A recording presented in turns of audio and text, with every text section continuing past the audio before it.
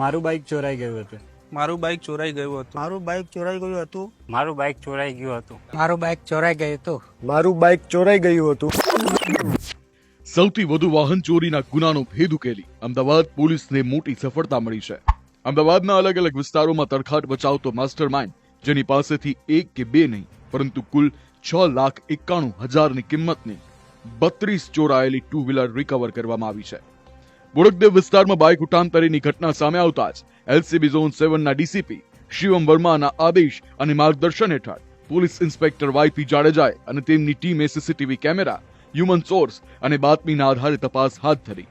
LCB zone 7ની ટીમે છટકું ગોઠવી આરોપી પોપટ લબાનાને બોડકદેવ વિસ્તારમાંથી ઝડપી પાડ્યો છે અને આગળની કાયદેસરની કાર્યવાહી હાથ ધરી છે. મારું નામ કણજીરિયા મનોજ નાગજીભાઈ છે. મારું બાઇક 10 મહિના પહેલાં ચોરાઈ ગયું હતું.